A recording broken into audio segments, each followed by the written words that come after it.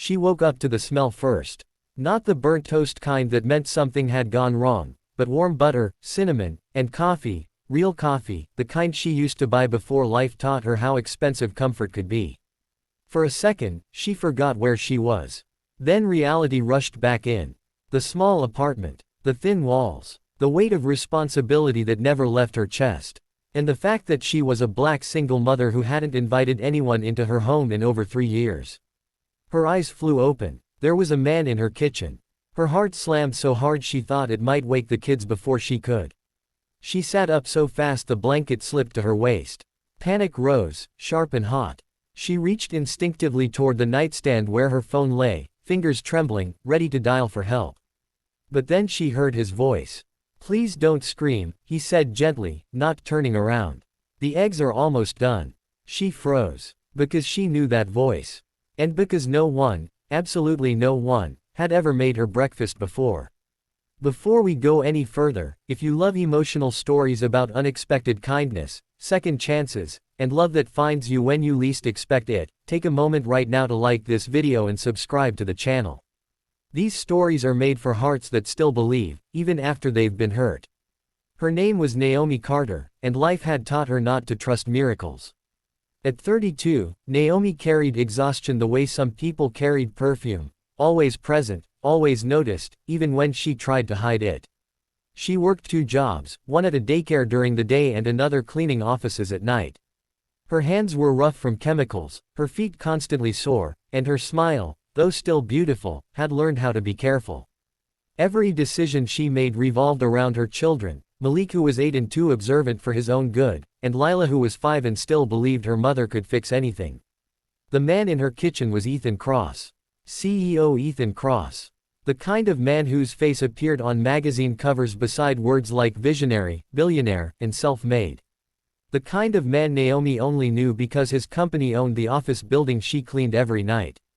The kind of man who should not, under any circumstance, be standing barefoot in her kitchen wearing a plain gray t-shirt and flipping pancakes like it was the most natural thing in the world. What are you doing here?" she finally managed to ask, her voice barely above a whisper. Ethan turned slowly, spatula in hand, his expression calm but serious. His eyes softened when he saw her, like he'd been waiting for this moment. "Making breakfast," he said. "You didn't eat dinner last night." That was when her legs stopped working. "You were watching me?" she asked, fear creeping back in. "No," he said quickly. "God, no. I just noticed." No one ever noticed Naomi.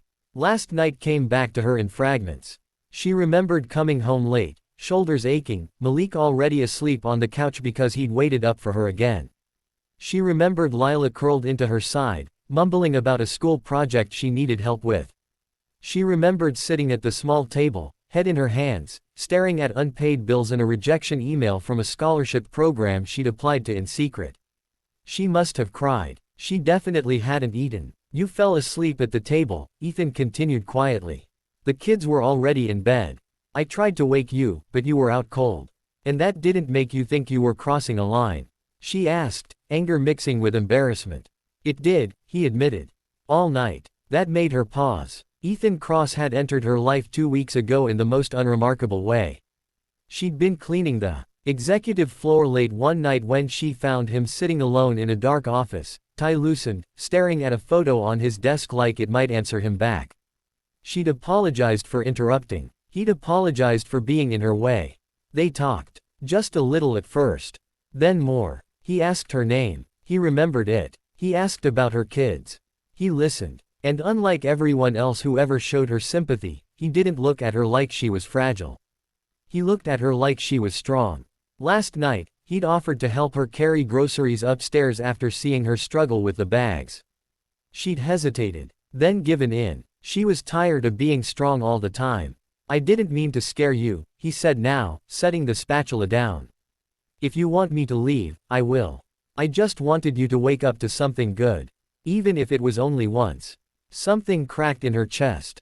"You don't get to just walk into someone's life and decide you're the good thing," she said, her voice shaking. "You don't know how dangerous hope can be." Ethan nodded slowly. "I know," he said. "Because I lost it a long time ago." He poured coffee into a chipped mug she recognized as her favorite. He placed it gently on the table, like it was something sacred. "I didn't come here as a CEO," he said. "I came as a man who's been lonely for years and finally met someone who made him feel human again." Naomi swallowed hard. "You don't even know me," she said. "I know you give your kids the bigger piece of chicken," he replied softly. "I know you pretend you're not tired so they won't worry. I know you sing off-key when you think no one's listening. And I know you haven't been taken care of in a very long time." Her eyes filled before she could stop them. When Malik and Lila padded into the kitchen, sleepy-eyed and curious, Ethan knelt immediately to their level. "Good morning," he said with a smile. "I hope you like pancakes."